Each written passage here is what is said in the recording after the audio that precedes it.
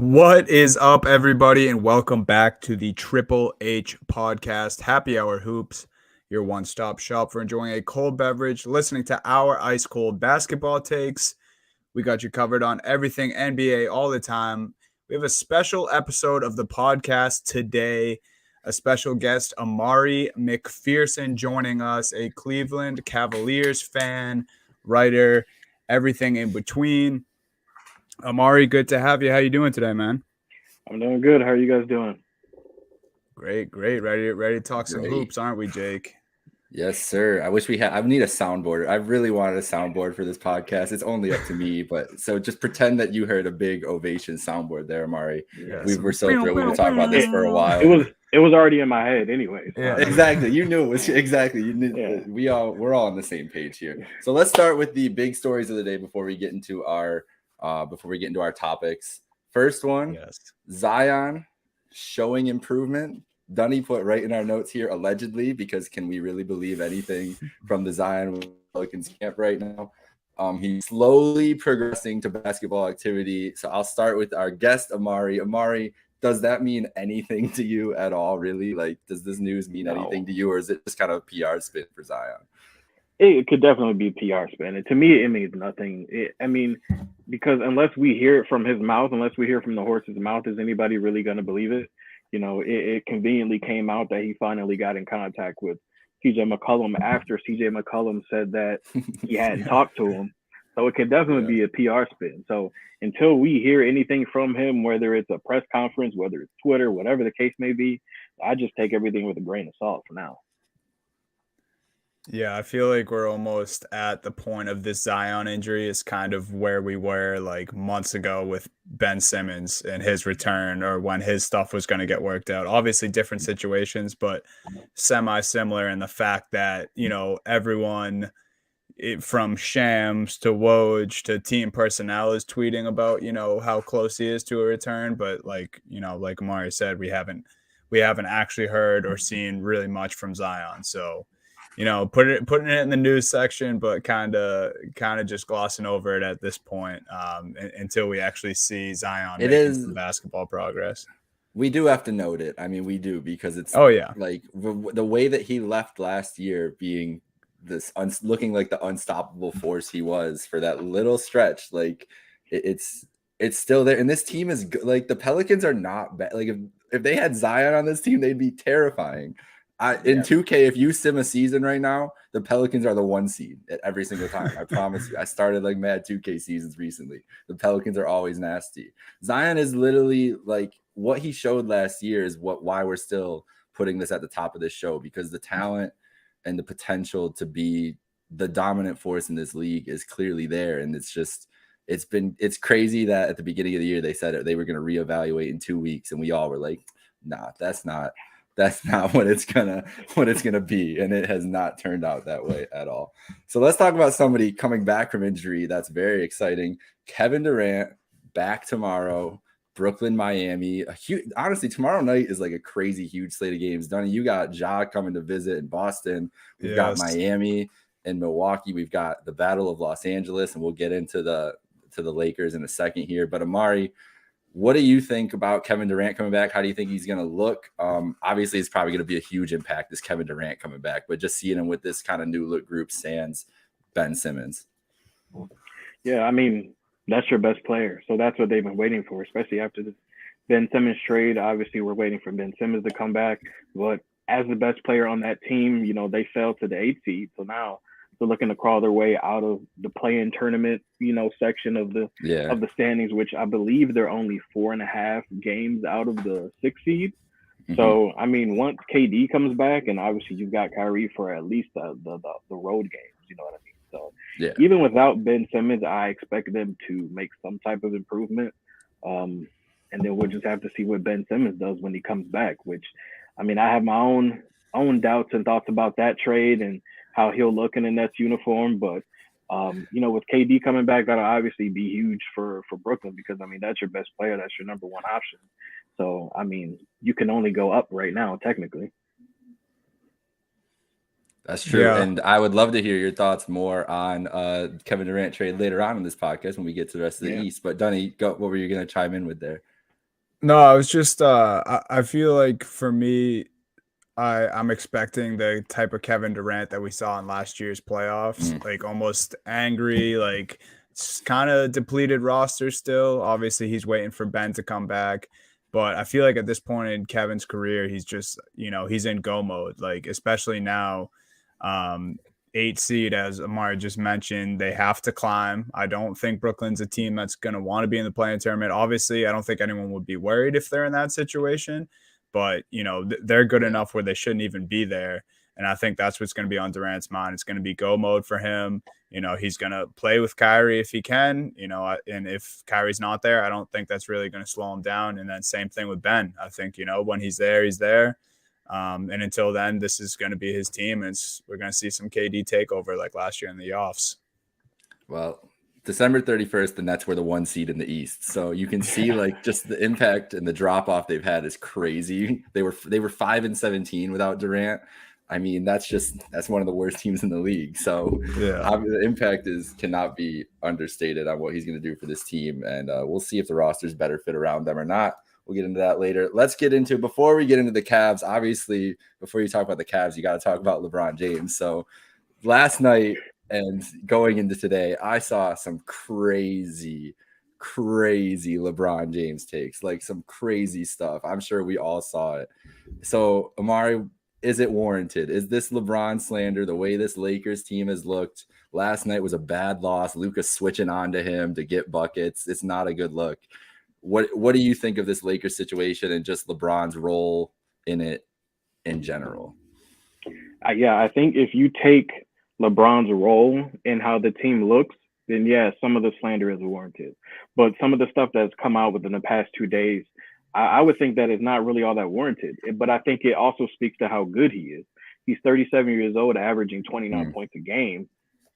Who really expects a 37-year-old LeBron to carry a team anymore? He shouldn't have to at 37.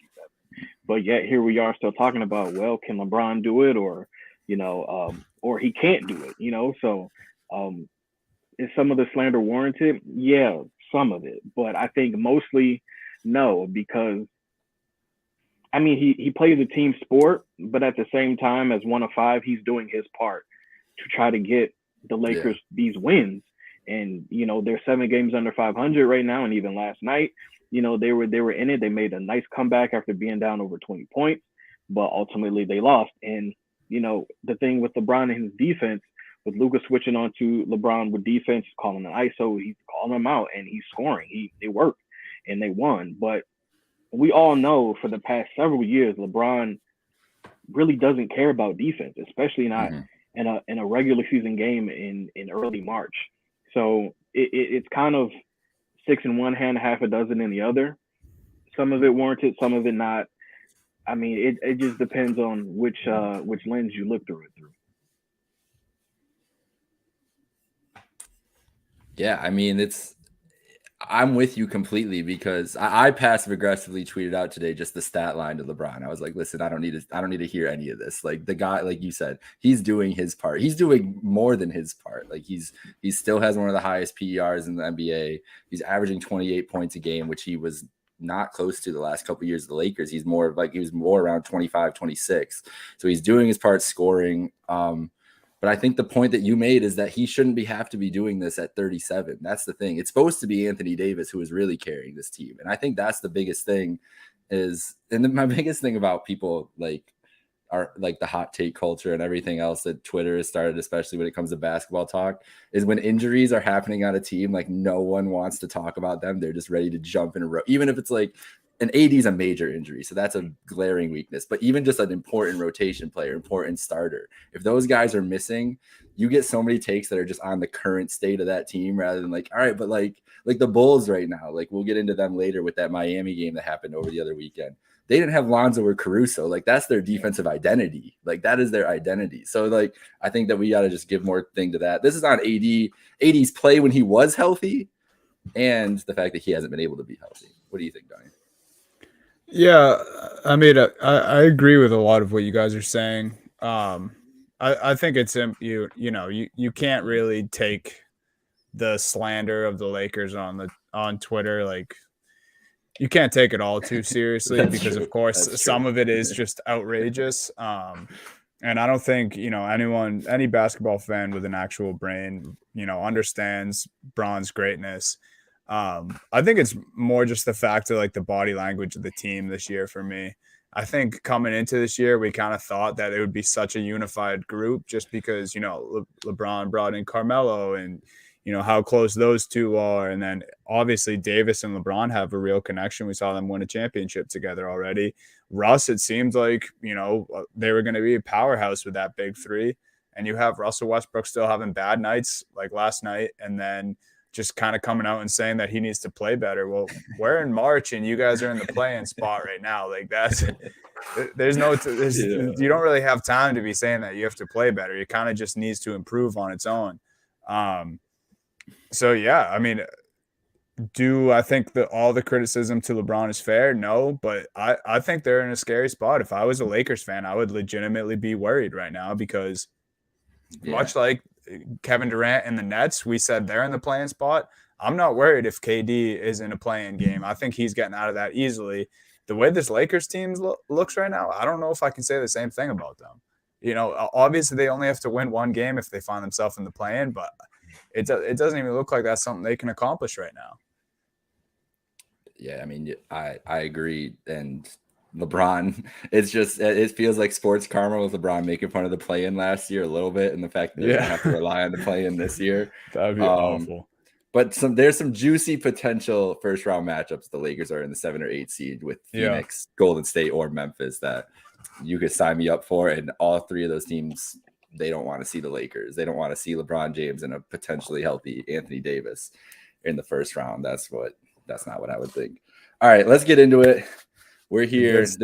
The good stuff. The Eastern Conference is here. And yes, the Cleveland Cavaliers. The big news tonight, and I think was what our main thing was going to be that we talked about here, is the guard position. Darius Garland's back tonight versus Charlotte. When this is live, the game will have already been underway. So this is kind of like future telling. We could be like, we're in the future here at the same time as Darius Garland's return.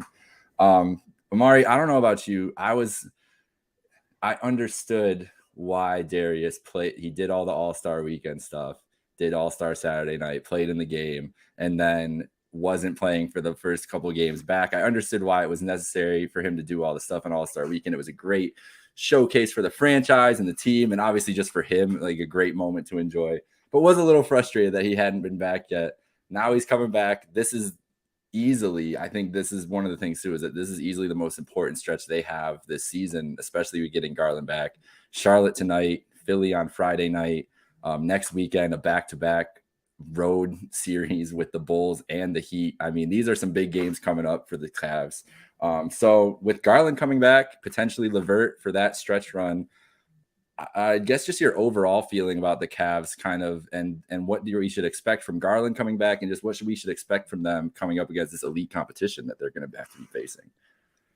Yeah, the stretch is definitely rough. I think overall, if you look at it through the lens of not really having high expectations coming into the season, coming off of multiple losing seasons coming into the season, then not that you're not worried, but to this point, you could also say that the Cavs have overachieved to this point. So yes, it's unfortunate that we have these injuries that are building up and we're really guard depleted. But I mean, you would like to see the team fully healthy to see how they look against these top teams in the East, because right now they're the 5th seed. So hypothetically, you're going to be facing some of these teams in the playoffs, depending on how far you go. So you want to see those potential playoff matchups that could come down the road. But I think right now, to be honest, I'm not really worried. And I'm not really worried because it is injuries. So yes, it would be nice to be healthy and see how we look. But you also understand that when you're missing key pieces like Garland and you're already down 2 guards from the beginning of the season, one with a season-ending injury, one of them maybe could come back. We'll see how that goes. It's almost like we're kind of hedging our bets. We lost these people early in the season, but yet we're still doing good. But when we don't do good, we kind of lean back on, well, we are injured. You know what I mean? So yes, it's a rough stretch, and I'm looking forward to see how it goes. I think we can, even if we lose, you could still put up a good fight with the Chicagos, the Miamis, and we've seen how that's gone already earlier this season. Yeah, sounds like a good challenge at the very least. Like at least this is the circumstances right now. You guys have guys missing, but this is kind of the stretch of the season to see what you're made of. So yeah, I kind of agree with all that for you guys. I know Jake's opinion on this because we've been doing the podcast for a long time. We were live when Mobley got drafted, but I want to hear another Cavs fan's perspective on this. How do we feel about Evan Mobley just in general? So take me through like when he was selected in the draft, if you were excited or were looking for someone else, and then to now, what your thoughts on Evan Mobley are. Yeah, I'm glad that I was wrong because I actually wanted Jalen Green. Somebody that could be out on the wing, a high level scorer. And like I said, I'm glad I was wrong because we already have Kevin Love. We signed marketing. We got Jared Allen. We're playing really old school basketball. Technically, we got two guards, and then we have these 3 7-footers with another 6'9" guy off of the bench as your sixth man. So, like I said, I'm glad I was wrong because it's definitely worked out. And I know we'll get into him and the rookies a little bit later, but to me, he's definitely been at worst 1B. In as far as rookie rankings this year. I think he's been a really bright spot. He's got some things that he can improve. Obviously, he's only, a teenager. We don't expect him to be, LeBron or Michael Jordan right out of the gate. But like I said, he's been a nice compliment to this team and the way that JB Bickerstaff wants to run the team and his scheme. And I think he's been great for it. On the flip side, if we had Jalen Green, then the injury to Rubio and Sexton might not hurt as much. But like I said, I'm glad I was wrong with having Evan Mobley.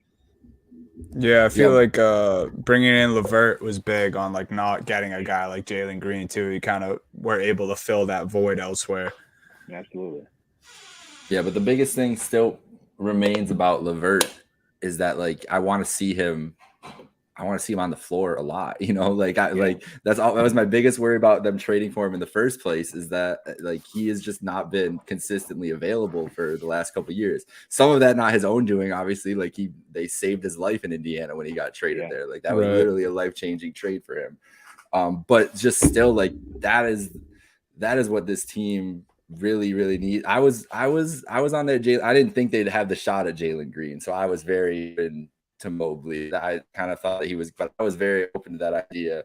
If for some reason Houston was going to take Mobley, I'm with you there because that creator type thing. And I don't know about you, Amari.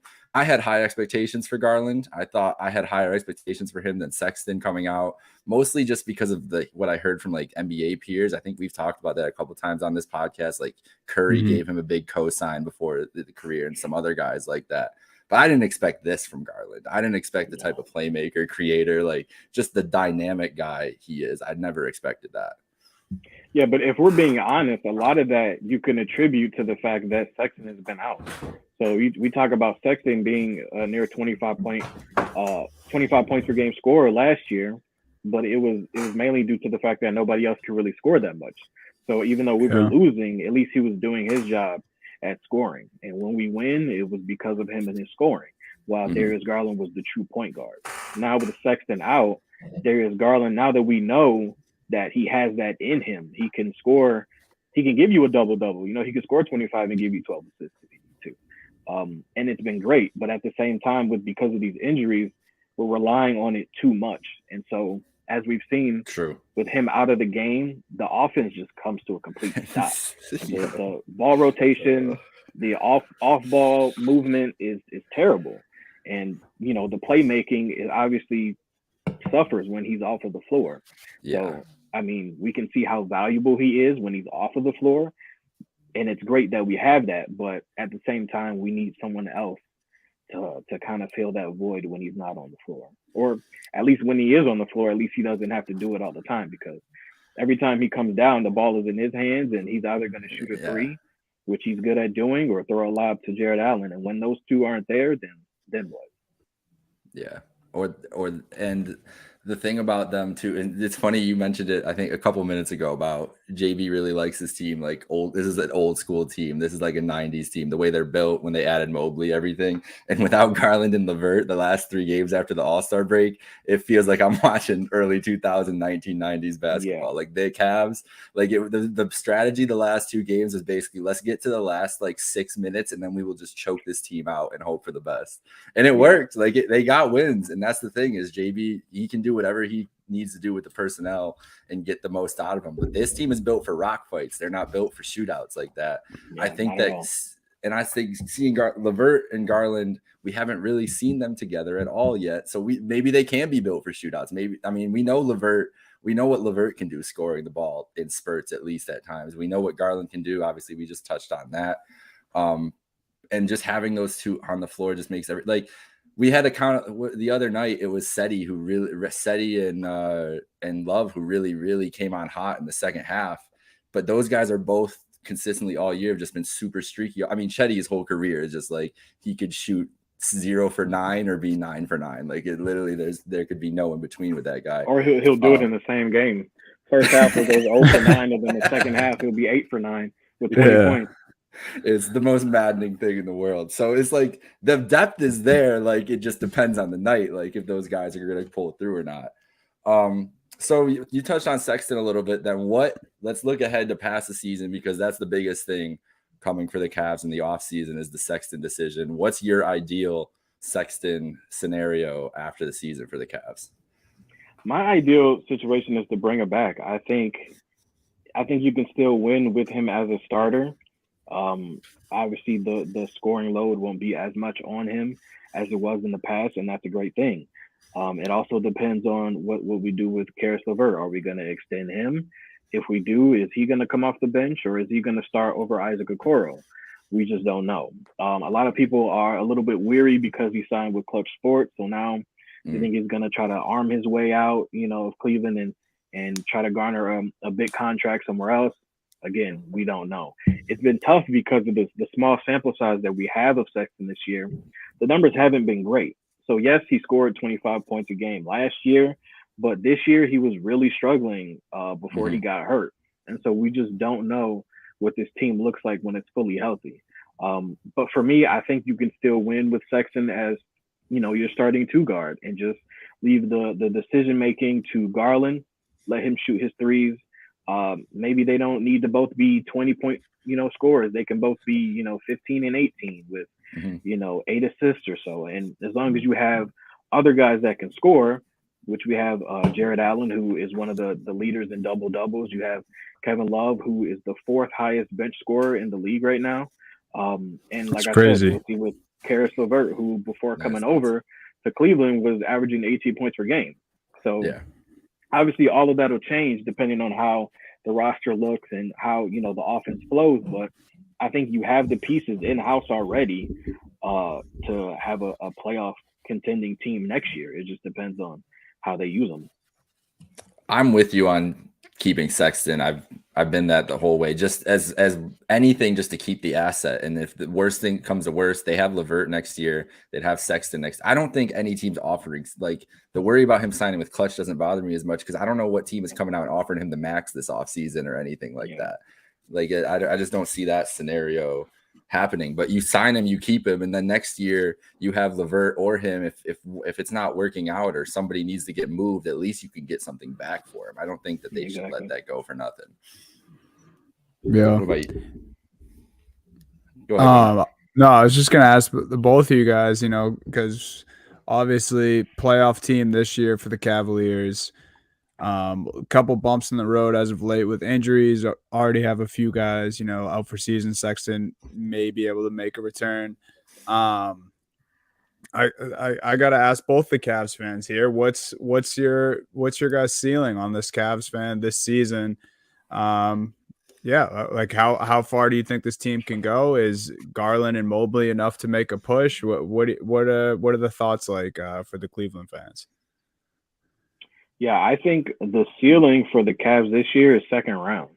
Obviously, with the injuries, we'll see how they finish towards the end of the year. But I think, especially if they finish with a top 4 seed, they can win the first round, having home court advantage, and then obviously they'll face like maybe a Milwaukee or somebody like that in the second round, and well that'll be it. But I think this year they can definitely not alone make the playoffs, they're already in playoff contention, but also win a playoff series. So I think that's kind of the ceiling that I'm looking at right now.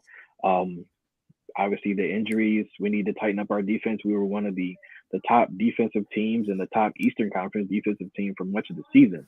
So, a lot of that will depend on health and who's available, but also I don't want to sound like, oh, we're just happy to be here, but the cliche goes, you need to get there in order to, see what it's like to win. And, so we need to do that because we don't have a lot of playoff experience. And then once they get there, they can build upon that. But right now, I like a first round victory. The interesting thing is Kobe Altman kind of set those expectations today in that his presser. He was like, hopefully we don't slip down the stretch. We can keep in contention. Just trying, like he's been really good about trying to stay ahead of all that stuff. Whether you agree, I don't know how I feel. I've never seen a GM do it. Whatever, it's one thing or another. But he said it, and that's kind of where I think we're at. I'm completely aligned with you though. I think winning round one would be the ceiling. I don't think that they are the elite of the elite and like in those round two matchups. If they get into a matchup with Philly or Brooklyn, basically, I don't think any team's really going to have a shot. That's kind of where I'm coming around to in the East, but I don't know about that for sure.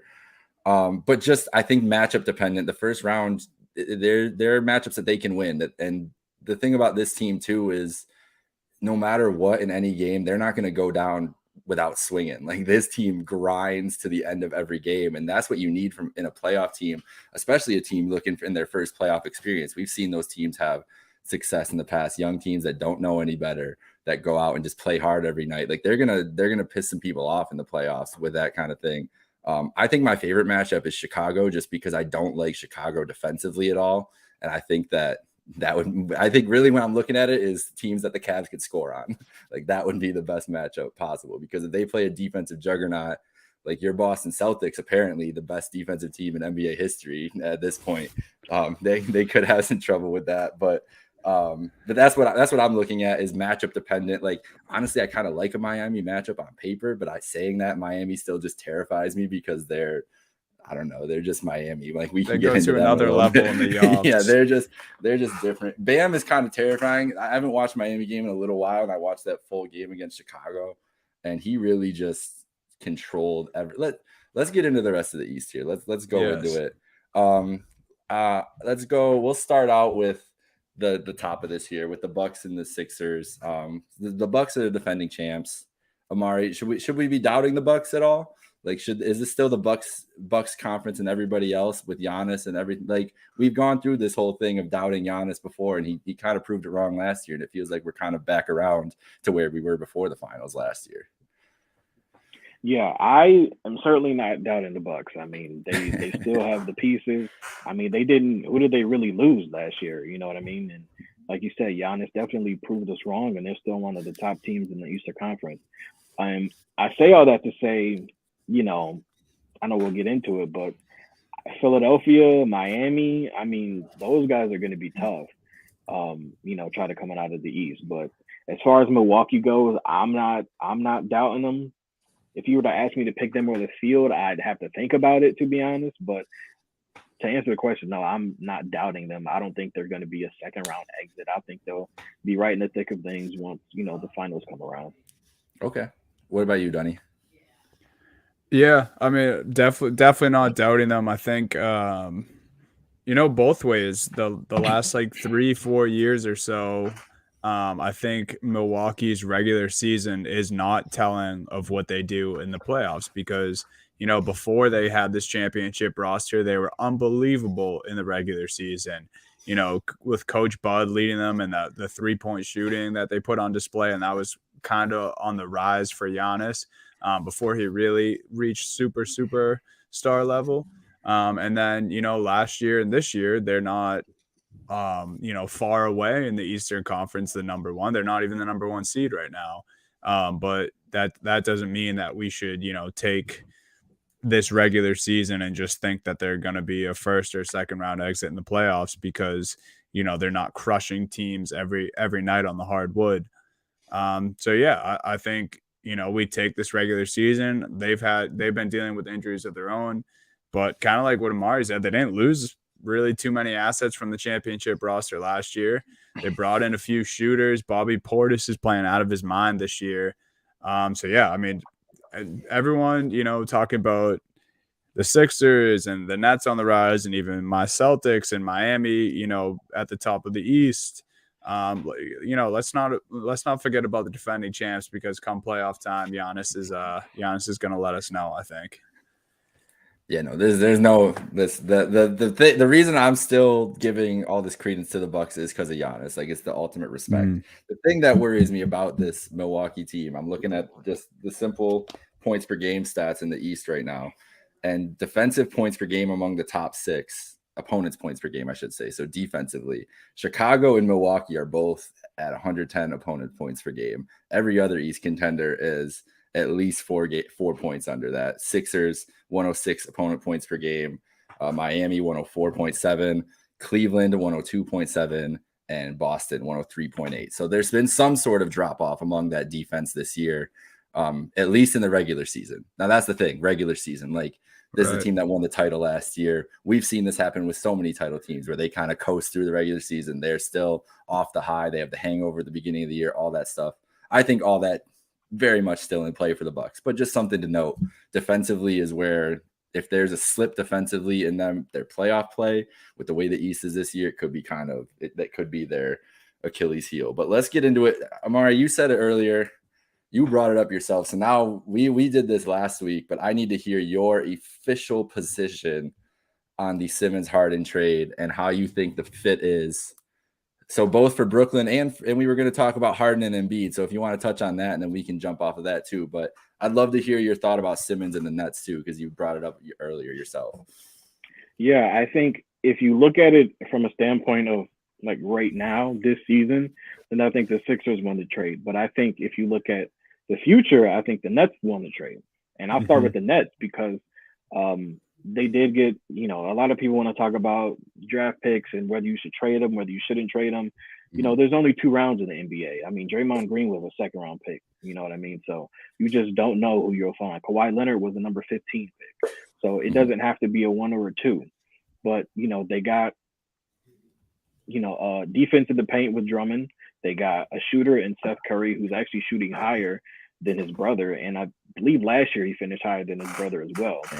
I mean, we can talk about Ben Simmons and his lack of offense all we want, but he's an all NBA level defensive point guard with his height. So I think they won going down the stretch. But I think right now, definitely Philadelphia won the trade, because you look at, we've seen the 2 games that they've played so far after the trade. Yes, it's been against some low-level teams, but they've looked really dominant in those 2 games. And, foul trouble, we talk about that, against the Knicks from Sunday's game, and they play again tonight, I believe. If you can't stop those guys from going to the free throw line, then you have no chance. Because we saw Embiid, even as a big, is shooting a high percentage at the free throw line, which kind of goes against the grain from other, centers and power forwards. But James Harden, one of the best offensive creators in the game right now, and obviously he can get to the free throw line with the best of them. And it almost looks like he shed 20 pounds overnight again. He did. He had to. And got him on that juice cleanse or something. I need to know what his workout plan is. But I mean, just he looks completely rejuvenated now that he's out of Brooklyn. And they've got guys that, Maxey, Thibault, and, just pick your poison. So Philadelphia, I think I wouldn't be surprised if Philadelphia comes out of the East this year. Me neither. And back to Brooklyn, if I can touch on them really quickly, the problem that I see with Brooklyn is that all 3 of those guys need the ball in their hands. Ben Simmons, yes, he'll be a playmaker, but you can't make plays without the ball in your hand. And whether they haven't needed to or whether they can't, we haven't seen Kyrie and KD play off ball. They need the ball in their hands because they're 2 top-level scorers. So, with one ball going around, I just don't know how that offense will look. You know what I mean? Whether it'll be, okay, it's my turn. Okay, now it's your turn. But what about Ben Simmons? It's not like he can stand up in the corner and shoot a 3 if he needed to. True. I mean, it can really go either way. But as far as this season, yeah, I think Philadelphia won the trade. I think it was a win-win. Technically, you don't get a lot of win-win trades. I mean, Simmons finally gets out of Philadelphia, but as far as this season, I would definitely say Philadelphia won the trade. They look like the better team. So I share your concern. Touching on the Nets, I share your concern about Simmons' fit with some of the lineups, especially like if it's a Drummond, if it's Simmons, Durant, and a big out there. I'm very concerned about the spacing. It was my biggest thing on this podcast for the last 2 years to just complain about Philly and just complain about the fact that Simmons and Embiid just should not be next to each other. I just never believed that Simmons, in my mind, is a center in the modern NBA. Like, honestly, I feel like that's where he's not a perfect mold for that either. I don't think he's a perfect mold for anything, but I think defensively and just where you need him offensively, that kind of works. So I like the idea of the spacing around him where he's kind of the guy down low doesn't really bother me as much. But defensively, I think is where you're lacking with that lineup, because if you're playing Philadelphia, what Ben's going to guard Joel? Like, have fun. Joel's literally he's going to make that a point to make his life hell. Like, that's the dudes they're dealing with. Is he going to guard Giannis and whatever other big they come out with? Like, that's the Nets. The Nets' biggest thing is like their best lineup, I don't think can hold up defensively with the Bucks or the Sixers, just the way that those two teams are built. And then if you go and you put Drummond in or put another big in, you're kind of handicapping yourself offensively. But mind you, I mean, KD and Kyrie, maybe they're just those guys and it doesn't matter too. So I'm with, like, the Nets are just, I think the Sixers are better too. I think I've come back around. I was on the fact that I thought the Nets were going to be the better overall team, but after seeing the first couple of games of Harden and it's ridiculous, man. Yeah, it is. And so what do you think, Dunny? Like, where are your thoughts at just all of this all-encompassing conversation about this trade? Yeah, I mean, to start with Philly, the Sunday game was the most telling for me. The 27 free throw attempts for Embiid. I think Harden had like 10 or maybe even more of his own. And I don't know. I didn't even think Philly played particularly well that game, but just like honing in on Embiid and Harden was just absolutely ridiculous to watch. And they've done it, in almost every game they've played together so far. It looks so effortless for them. And I think, I mean, real quick, just to get what you guys think, this has to be the best duo in the NBA right now, right? Yeah. The only other ones that come to mind are KD and Kyrie, and then Braun and AD, maybe, if they were healthy. Yeah, PG and Kawhi, I think, could put up a fight, but they're both injured, obviously. I mean, they literally, not only do they bring in a guy like Harden, they just assembled the best duo in the NBA overnight. And then I love that Amari brought up a guy like Maxey, because Maxey looks infinitely better the minute James Harden stepped in the door. I don't know if they're working closely together at practice or if playing with a guy like James Harden just makes it that much easier. But I've watched the Sixers more closely since Harden's been there, and Maxey just looks like a completely different player to me. So, yeah, I mean, not only is Maxey's been awesome this year in general, but I think Harden opens up a lot for him because Maxey just wants to hill. Tyrese Maxey's his mindset is, I just want to dunk on everybody. Like, that's that kid. It's been like that since college. So it really opens up a lot for him with Harden. But continue, Danny. I'm sorry. No, you're good. Yeah, so I mean, that's where I'm at with Philly. Like, for sure, scary. And then, Brooklyn, I think we're just gonna have to wait and see. I kind of agree with you that they do have some flaws in their defense still. It's something we're gonna have to see, but kind of like going full circle here, what I said about Westbrook at the beginning of the season and the Lakers saying, oh, we need to play better. It's kind of similar with the Brooklyn Nets right now. It's like we need our whole team to play together, but you're running out of time. Like, it's, in March, soon enough it will be June. Playoffs are starting. Our playoffs are underway. They obviously, it's kind of out of Kyrie and the Nets' hands of, the whole mask mandate and all that stuff that's going on in New York. But, I saw a report yesterday that Simmons is still week to week. So really hard to evaluate the Nets, and also must just be really hard to be a Nets fan or part of the organization, or if you're Kevin Durant coming back and not knowing when your co-stars are coming back. So right now it's easy for me to have Philly like way ahead of Brooklyn. One, just on paper, and two, how things have panned out since the trade's been made. Yeah. KD's probably gonna come out tomorrow and he's gonna put up like 48, and we're just all gonna be like, oh, we should have just believed KD. All right. So we got a couple more teams to touch on in the East here. So before we let Dunny comment on this, Amari, you're getting this one first. Right now, the second most likely team to win the title from the Eastern Conference, according to my favorite website, basketballreference.com, is the Boston Celtics. I just want to know what you think about that. Yeah, I also love that website. I use it for just about every sport I write on. That's definitely surprising to me because, I mean, the way they came out, they had their struggles. They had some injuries, obviously. But even though I'm not a Celtics fan, I'm kind of glad that they're in the mix. You know what I mean? I feel like the NBA is better when Boston is good, and we've seen them make that rise to the standings while at the same time Brooklyn fell.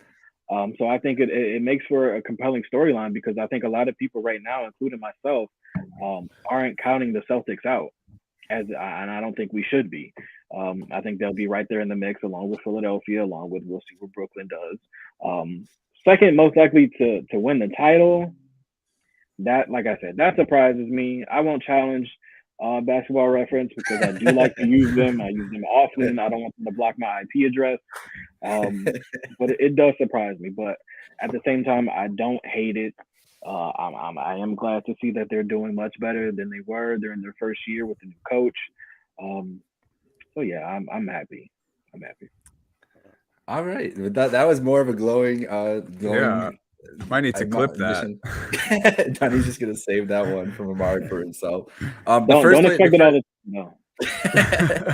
The first team ahead of them is Miami. So I think the things, Donnie, we can take away from it is that this model, especially, but all these kind of internet, like 538 had the same thing as the Celtics as the most likely. They're really favoring the Celtics defense, and obviously the defensive turnaround. We talked about it last week too. It's been outstanding, and all you had to do is watch. You posted it today on Twitter, the Marcus Smart save. You really just had to watch like 5 minutes of that fourth quarter to realize what this defense has been doing. It was fucking crazy last night. Like they're animals. They switch everything. They're aggressive. They're getting steals. And this team is built for transition basketball. Like Derek White's a great point guard in the open floor. You got Tatum and Brown, who just are deadly in transition and in the half court. That was the first Celtics game I've watched in a couple weeks, Donnie, and I was really impressed last week, especially by the defense. So how are you feel? Like we're not even close to the panic button anymore. A couple weeks ago, Amari, I threw it away. In December, we were on the panic button. We was like, I'm not touching it, but it's right there. Now where are we? What are we thinking about? Just seeding wise, like matchups, what overall Celtics thought? So starting with the panic button, I threw it in the trash. It's somewhere at a local dump, and I replaced it with one of those buttons from Staple, that was easy button, and I just smack that thing every time we win now. No, not to be too cocky, but I like that you brought up the second half of last night because the Atlanta Hawks was one of the top 5 offenses probably in the NBA right now. They hung 60 plus on the Celtics in the first half. And then in the second half, the Celtics held them to 33 points. So I think the reasoning, I don't even know if I believe that the Celtics are, whatever it is, the second favorite in the Eastern Conference to win the title. I think it's kind of crazy that teams like the Bucks and the Sixers aren't even in that the mix. Nets were 0.1%. The Nets were 0.1%. Yeah, I feel like it's just because the 18, and that's kind of what I was getting at. I feel like this might be skewed just because of the way the Celtics have been winning, since it has been with defense, and over the last month and a half, they've had multiple, a handful of 30 point wins. So I think, once you start breaking down numbers and going into the analytics, that is what's going to pop off the sheet. So I think just the way the Celtics have been winning, that's probably why people are taking them, so high for title favorites. But I mean, yeah, dude, as a Celtics fan, I cannot complain right now. I absolutely love the addition of Derek White at the deadline. Wasn't sure how I felt about it at first, but I honestly just didn't know enough about Derek White, the player. He saved us last night in the third quarter. He really got the offense going off the bench. He really did. Grant Williams is a dude who last year, people thought he was going to be out of the league, and now he's one of the most efficient bench players in the entire NBA. Third highest 3-point percentage in the entire league. Bullies people on the block now out of nowhere. It's really hard to not love this team, especially, you know, how invested they look since the All-Star, or even a little before the All-Star break and now after the All-Star break. First year head coach, I think they're finally starting to buy in. He's getting all his schemes down. I don't know, man. Lots of love right now. I don't want to get too high, but you know, I'm with Amari where I think it's good for the league that Boston's in the mix this year. It always is. All right, so let's get in. We got two more teams. The top two teams we haven't even got into, so let's get into them before we get into our East Finals picks and wrap this podcast up. Chicago or Miami, they are both 1-2. They've basically been 1-2, damn near. I mean, we were talking about earlier the Nets were number one, but Miami and Chicago were right behind them, kind of snuck in there. Miami's not really new to this. They obviously were in the finals a couple years ago. We've got a lot of trust in them. Chicago, brand new to this. We don't know really what to expect from them in the playoffs. They've been the top two teams, and two of the top teams all year long. Mari, who do you have more trust in going forward, and really just in the playoffs? Yeah, I have more trust in Miami. I mean, they have the toughness, they have the defense, they have the grit. I mean, they obviously have the coaching as well. And I mean, once we get in the playoffs, I just don't count out Jimmy Butler. We saw what he did. I mean, he led them to the finals just 2 years ago, you know, and as long as Tyler Hero was hitting his threes, there was talk of him earlier in the year being the sixth man. Obviously, that has died down a bit, but he's still been pretty well. But I trust Miami more. I mean, like you said, Chicago's a fairly new team. We've seen people in and out of the lineup: Caruso, Ball, Levine. So we just don't know what they're going to look like. And but at the same time, to give them their flowers, even though they've been in and out of the lineup, they've still been one of the top two teams in the Eastern Conference. So, so you really can't count them out. But I trust Miami more going down the stretch. I mean, I believe they're still the 1 seed right now. I saw them play over the weekend. They look really well. They've got Kyle Lowry as an addition, and I mean, he's championship material. He just won a championship in Toronto. So, when you have all that under Spoelstra, I definitely trust them more. What about you, Tony? His last point is exactly, you know, kind of what wraps it all up for me. Coach Spo, man, like he's been there so many times. He's one of the most respected coaches league wide. And I think even if Chicago had those guys in their lineup year round, and maybe if they were a little closer than they already are right now in the standings, I think I would still go with Miami just from coaching alone. Obviously, you know, addition to Lowry and the core of this Heat team being in that Bubbles final just a couple of years ago, I think so. A little recency bias, but also the Miami Heat just have a bunch of gamers, and that's I think probably the best head coach in the NBA right now, in my opinion. I want to give a shout out to Gabe Vincent really quickly too, because 100%. He's kind of been really under the radar for me, but obviously performing really well. So if he can keep that up in the playoffs, yeah, I like that. Yeah. You know, he is the typical Heat guy, like the Strus, Duncan in general, like all those guys, those scorers that they have, they're guys that just come out, grind, they get buckets. I was going to bring up Gabe Vincent when I came back around. I'm glad you did, Amari, because he was especially in this game against Chicago the other day, it was really impressive. He was he was the creator. Like Jimmy was deferring to him on offense to go do things. I'm with you guys. No, I'm going to say I'm with you guys just because of the defensive upside. There was a play Bam made the other night where I think it was Io that tried to do a pick and roll with Vooch and put Bam in it. And first of all, I don't know why you're putting Bam in any pick and rolls ever. But he switched on to Io at the top, realized it afterwards that he was whoever was going to get blocked. Yes. And I was like, I watched it like 4 times in a row. I was like, that's the play. That's what is going to happen. That play is going to be stuck in my mind if Miami just keeps moving through people, because Bam's a freak like that. And he's been on a mission all year too. Like he's averaging 18 and 10. He is their engine. He is everything. But I'm going to say Chicago just so anybody in my apartment building hears me, I don't get in trouble. So let's go with the Bulls. The Bulls are going to win the East. Now let's go. Before we get to our East picks and wrap up, any thoughts on any of the playing teams? Trey, LaMelo, the Raptors we haven't touched on, Amari, anything? Yeah, I'm gonna touch on Charlotte really quickly because as you guys were talking, I was thinking about that ceiling of the Cavs I was talking about. If I'm the Cavs, and even if I have the 4 seed, I'm not sure if I really want to see Charlotte because I think that'll be a really tough out, a really hard fought 7-game series that could really go either way. And they're playing tonight, and even the past couple games that they've played earlier this season have really come down to the wire. Games. Yeah, really great games. So I'm gonna give my props to Charlotte. As a Cavs fan, I don't know if I really want to see Charlotte in the playoffs. Dunny, I feel like you agree with that with the Celtics because Celtics and Hornets have had some freaking crazy games the last couple years too. Crazy games recently, and just the fact that Rozier is there, dude, and just cooks us every single time he plays us. And how they signed Isaiah Thomas to a 10-day, dude, and we have them coming up. I feel like there's going to be a 60 points combined from Rozier and Thomas honestly, next time we see them. We're going to pass it back and forth, 30 and 30 the whole night. Yeah, and LaMelo has been cooking the Celtics like every time he plays us now. That'll happen though. He does that to everyone, I guess. Yeah, he does that. All right, but yeah, so I think out of those two teams, I would definitely be more worried about Charlotte if we're talking Charlotte and Atlanta. Oh yeah, I'm with Charlotte all the way. I'm not a big Atlanta person. I mean, the city, yeah, fine. The Hawks, though, I'm not a big Hawks guy in general. And then the Raptors are going to take some team to 6 games no matter what in the first round. I don't care who it is. It's going to go 6 games. It's going to be an annoying series.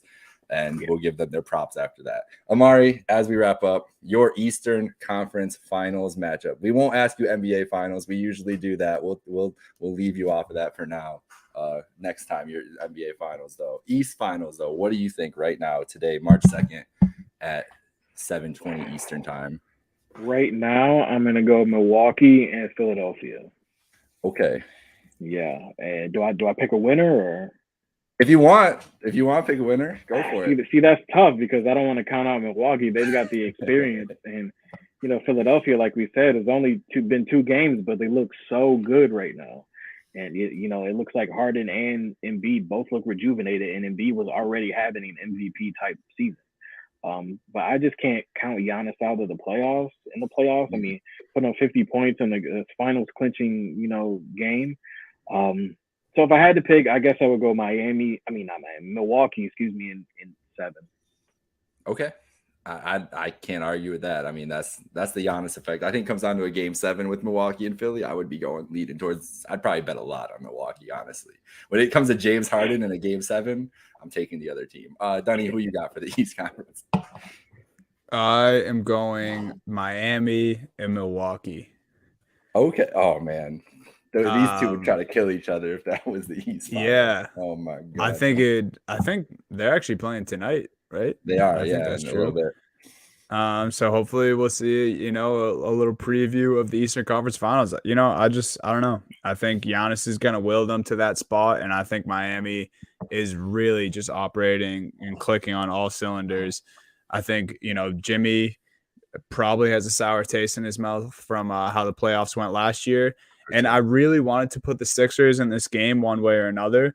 But, I mean, Embiid has trouble making it past the Celtics every time he's been in the playoffs. And Harden, he hasn't gone too far in the playoffs himself. So I just want to see it first. No disrespect to what that duo has already done and how good they're going to be to close out this season here. But I want to see it first before I put them in that game. Understandable. I can't argue with that about James Harden. I really can't. On the flip side, I'm picking Brooklyn and Philly. I think we're getting the exact chaotic East Finals that we want. I think Philly is the best. They're going to be through the roof. Oh my god, bro. Oh my god, it would be crazy. I'm mostly doing. I think Philly.